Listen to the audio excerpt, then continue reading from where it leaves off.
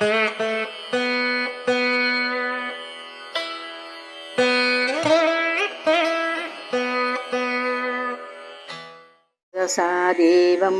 गौरीपुत्रं विनायकं भक्तावासं स्मरेन्नित्यं आयुः कामर्दसिद्धये।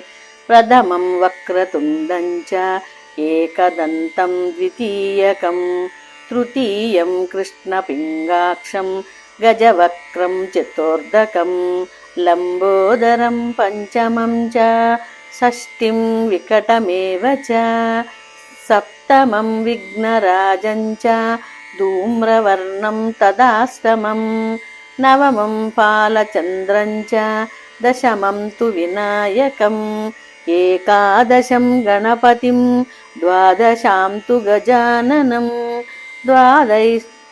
द्वादशैतानि नामानि त्रिसन्ध्यं यः पठेन्नरः न च विघ्नभयं तस्य सर्वसिद्धिकरं परं।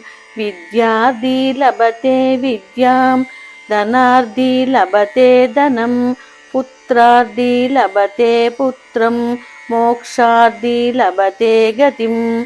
जपेत् गणपतिस्तोत्रं षड्मासैः फलं लभेत् संवत्सरेण सिद्धिं च लभते नात्र संशयः। अष्टभ्यो ब्रह्मणेभ्यश्च लिखित्वाय समर्पयेत् तस्य विद्या भवेत् सर्वा गणेशस्य प्रसादतः। नारद उवाच प्रणम्य शिरसा देवं गौरीपुत्रं विनायकं भक्तावासं स्मरेन्नित्यं आयुः कामर्दसिद्धये।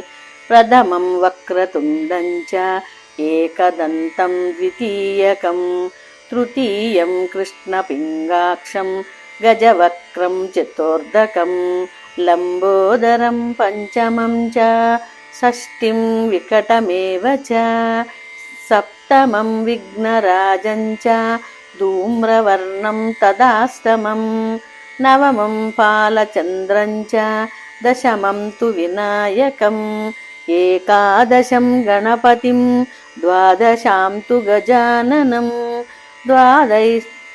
द्वादशैतानि नामानि त्रिसन्ध्यं यः पठेन्नरः न च विघ्नभयं तस्य सर्वसिद्धिकरं परं। विद्यार्थी लभते विद्यां धनार्थी लभते धनं पुत्रार्थी लभते पुत्रं मोक्षार्थी लभते गतिं। जपेत् गणपतिस्तोत्रं षड्मासैः फलं लभेत् संवत्सरेण सिद्धिं च लभते नात्र संशयः। अष्टभ्यो ब्रह्मणेभ्यश्च लिखित्वाय समर्पयेत् तस्य विद्या भवेत् सर्वा गणेशस्य प्रसादतः।